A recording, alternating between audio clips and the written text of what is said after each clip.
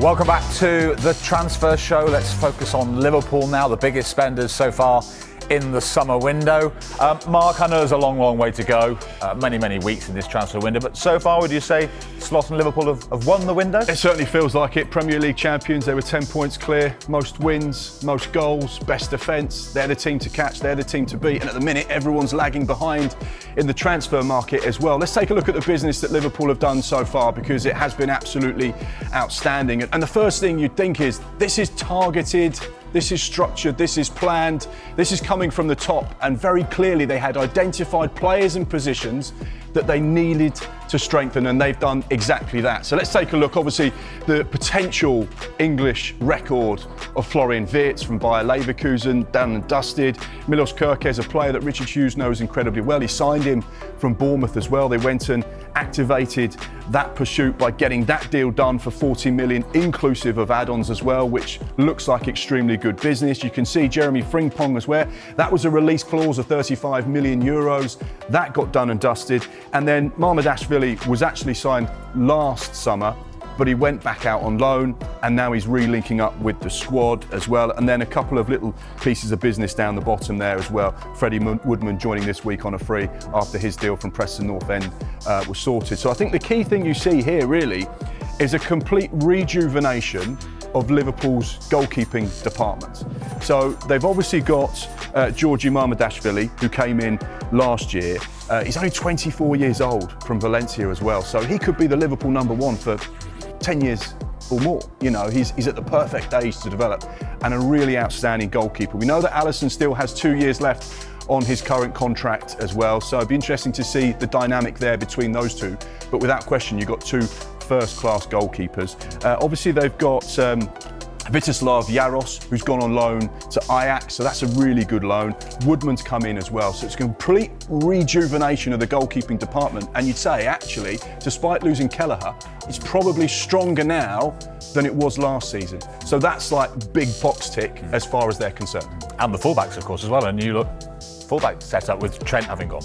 Yeah, so this is, again, another exciting part. Let's take a look at what the potential back four could be for Liverpool next season, because you look at it straight away. Conor Bradley, hugely exciting fullback. He's really developing into a top-class player. I know that Arne Slot and the hierarchy at Liverpool very fond of him. And you've got Frimpong, Jeremy, who's come in, who can play as a right wing back, can play in that Mo Salah role down the right-hand side. He can also play at right back as well. But you'd imagine Conor Bradley would be the main choice there. Konate's going into the last year of his Liverpool contract. One to keep an eye on there. Does he sign an extension? Do they sell him? Or do they just allow him to go on a free? That's where the Marc Guehi talks are coming. Now, our information here is that Sky Sports News Liverpool very much in the market for a centre-back. They like Marc Guehi. He goes into the last year of his Crystal Palace contract. However, the price at the moment, we don't know what Steve Parish is saying, this is what I want. However, it needs to come down for Liverpool to be at the table. Liverpool won't pay £40+ million for a player that's into the last year of his contract if there is a more sensible price attached. Now, at the end of the day, he's a Crystal Palace captain, and Palace can say, well, actually, no, we want 45 million and 45 million only. But do they want to risk losing him for free this time next year? Virgil van Dijk just signed a new 2-year contract, no question about his position there. But this is where it gets a little bit interesting as well. Down on that left-hand side, Milos Kerkez, Hungary international. You've got a Champions League winner, Premier League winner, Andy Robertson, who's got interest from La Liga and Atletico Madrid, and you've got Tsimikas there. So you'd imagine Liverpool maybe will see one of those two players leave Anfield over the course of this summer. But yeah, like you rightly say, it could be a new look back four. Options there then. What about further forward? How blessed are they with options in attack as well? Now, this is where it gets quite exciting, actually, and I think this is where Liverpool are going to be a team to watch, because we know that Arne Slot can be quite creative. Now, let's take a look at the forward attacking options for Liverpool for this season coming, and this is a really interesting team. Now, this goes back to February this year when they played at the Etihad against Manchester City. They played a 4-2-4. And you're saying to me, hang on, 4-2-4? They didn't play with a recognised number 9. Now, in 22 of their 38 Premier League games this season, Liverpool went with a recognised number 9, but it's only just over half. So on so many occasions, Arne Slot is comfortable with playing a false 9. Now, I think with the signing of Florian Wirtz, you're going to see this formation a little bit more. you're going to see a 4-2-4 because Florian Wirtz can go and play that Curtis Jones role. We know that Luis Diaz can play as a false nine. We know that Mo Salah's a lock-in on the right-hand side, and Dominic Szoboszlai can also play that role. But you saw the likes of Diego Jota play there, who would transition from the left side to the right side, or play as a false nine. Florian Wirtz is versatile as well. He can play anywhere across that line. So I think when you look at that and you go, well, Jota started 14 Premier League games. Darwin Núñez, the recognised number 9, only started 8 Premier League matches. I think you get a little indication that whilst they're in the market for a number 9, Arne Slot would say, we don't get one. I'm actually quite comfortable because I like playing this formation. I like playing with 4 up front and no recognised number 9, and playing that false 9 because that gives me the opportunity to transition between players, be really quick on the break, and actually I like that kind of setup. So it'll be interesting to see what Liverpool do over the course of this season because they now have that option where they can use this formation, which they did at the Etihad and won the game incidentally, a lot more regularly this season coming. And they've got a lot of business done early. We said over £200 million, and we're still in June.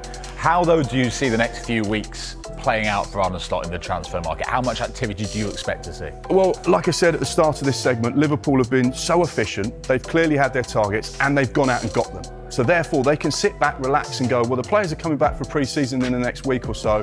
I'm actually really comfortable with the squad I've got. I'm happy with the players we've got. I think we've strengthened in the right areas. However, this is where it gets interesting because Liverpool are still in the market to try and sign players. We know they're looking for a right-sided centre-half. We know potentially a number 9. But if you said to me, right, Jarell Quansah's gone to Bayer Leverkusen, that is done and dusted. The medical will happen this week now that England have won the the European Under-21 Championships. So he's gone. That's obviously 100% PSR profit because he comes through the academy.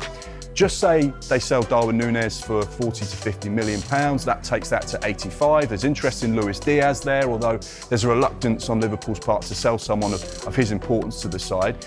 What about Harvey Elliott? Sensational during the European Championships. Player of the tournament, scored in the quarter-final, scored in the semi-final, scored in the final. He's been scored in the semi-sensational. We know that there's interest from the Bundesliga. There are other Premier League sides interested in him as well. Just say, for example, someone says, well, just say for example 40 or 50 million. They didn't pay that much for him because he come as a youngster. Suddenly that 85 they bring it in turns into a 130 or so. They've made money of 130 and 150 million. So suddenly Liverpool could generate 150 to 200 million in sales, which just covers off the money they've already spent. So guess what that means? They can go and spend again. They can go again and buy more players and strengthen yet again. So strengthening from a position of strength, it feels like Liverpool could yet be so much more formidable in this transfer market. And I think they're absolutely a team to watch. But right now, one thing we do know is they're so relaxed with the business they've done because they've got it done early. Liverpool, one to watch.